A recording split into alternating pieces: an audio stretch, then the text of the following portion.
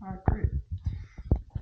So we have our cookie cutter here to create at least the inside cut. We have excess material on the outside, so then we can trim it after we are finished with gluing it to the TPU mount that will go inside of the MORI.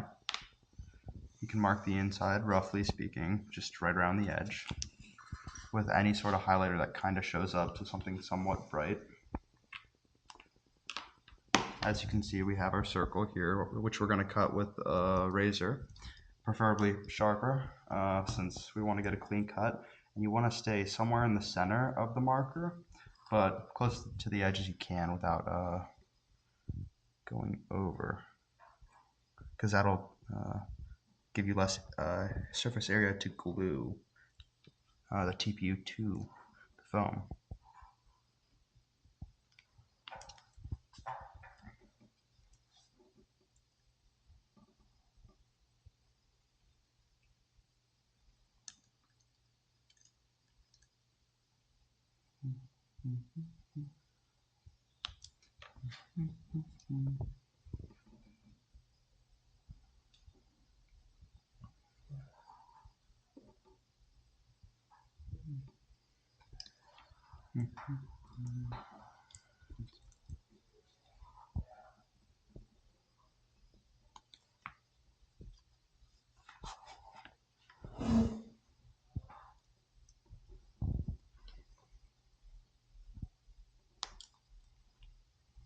Okay, now that we have that clear, you can cut that out first if you want. You also can remove some of this excess material, since we only need up to the rim of this cookie cutter thing. But since we're just going to trim with scissors when it's actually placed onto the MORI, we can give ourselves excess material and make it easier for us to just move it around and work with it when we're gluing by just cutting around the outside, as long as we don't go into it. So now we have more space to work with, and this has done its job.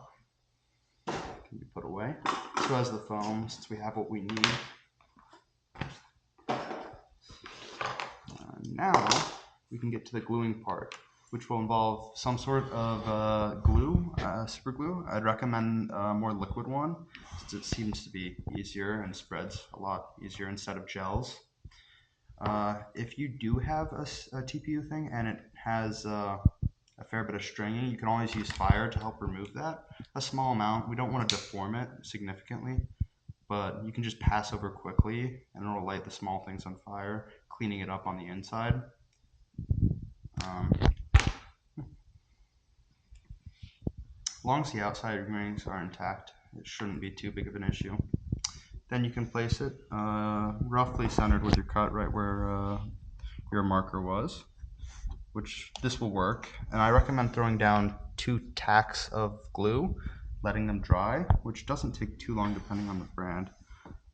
And then you can slowly lift up the edges from each part of the seal and add more material. Since the seal doesn't really rely on this being well connected to the foam, this just holds the foam to the seal. You don't need to be too particular with making sure the glue is 100% sealing everything, just that it's connecting the two and can handle some abuse. Minor, of course. This thing won't be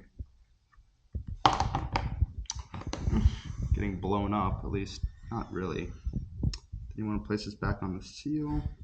You can shift it a little, and if you do run into an issue where it starts to leak out the edges, you can always use some form of shop towel, ripped, and then actually pass it along the edge, and that'll pick up at small amounts.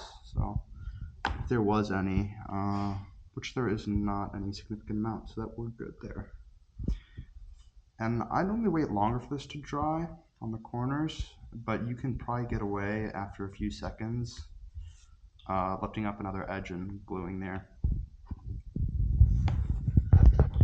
But this, you'll just repeat this process until you're done with the whole thing. So it's gonna be fun.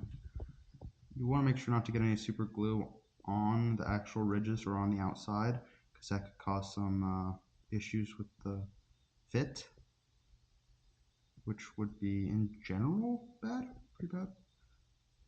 You can also come along the edge and remove some excess and shift it downwards and push it inwards if you can, instead of outwards like I previously stated. There we go. There's a little here that won't cause any issues since it's so far in on the seal.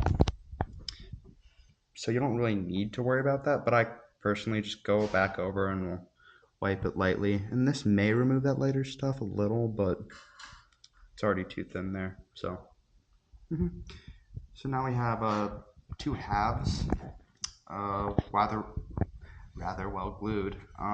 You can see that there are some opening lips here. Those technically don't need to be glued, but I would go back and glue each one lightly, just so then it's all one unit and there's not just 2 points, it's fully being connected. And then the final cut will be done.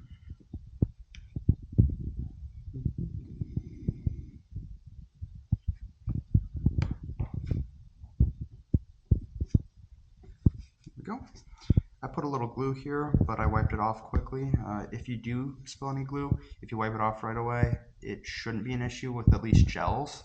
If it came to the more liquid ones, like Crazy Glue, their brand, that may have ruined it.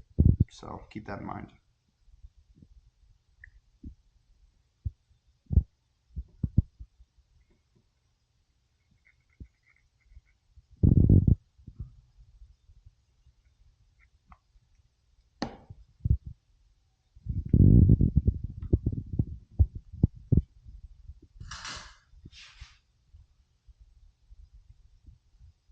There we go. I had some squirting out there. I removed it. It was a bit of a bulb, which I was able to clean up rather easily. So now I just have one more side that has a little, well, lacks some, as you can see. Not significant, but I personally go back and make sure those are glued. Because, well,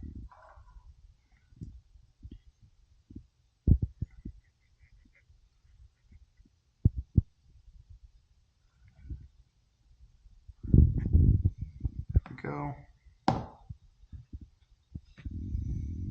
Give it a light little press, then it does spread out the super glue.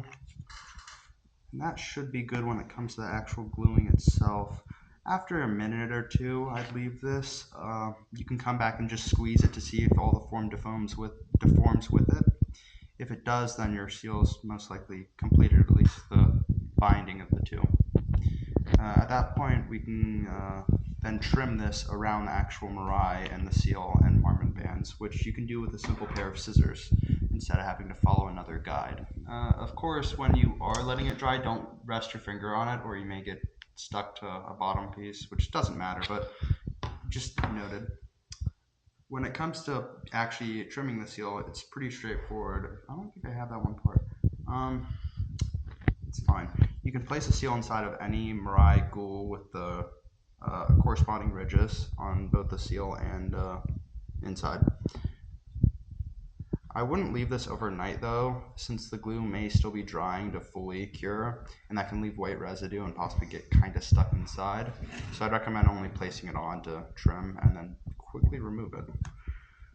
After it dries a bit, it should be able to be pressed in and treated somewhat normally, so if it doesn't, that means it probably wasn't glued perfectly. You can see it all once you hear a few clicks and it feels even. Alright, this is done. I'd recommend grabbing one of the neck adapters. As you can see, they have ridges in here, and if it has the corresponding pelican groove, seal, you can actually press into the seal somewhat, which shouldn't really cause any issues. And actually kind of line it up with the edges of your fingers roughly, and then you can actually press in to feel it kind of be in line. Yeah, that's in line. So once it's in line, you can just kind of hold it in place, grab a pair of scissors, and come underneath the foam and start going around. Of course, this gets messy if you want to make it a really nice cut, since you're going to be shaving off a lot of tiny bits of foam. I normally go around one rougher cut, and then I'll come back and do a nicer cut so I don't make any oopsies, which you shouldn't be able to, but I'm not risking that, gonna be honest. And you'll just keep moving around. So the small bits of foam outside of this, the marmot bands don't compress enough into the body to actually be pressing against them much at all. And the seal itself does draw in material by pressing it down into a groove. So this should not provide any issues and has not yet in any flights.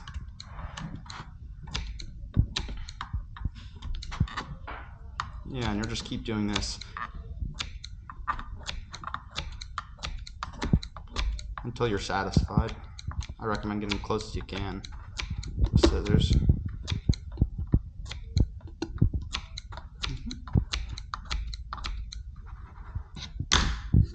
Check around, make sure it's somewhat even, and that you don't have weird chunks sitting out.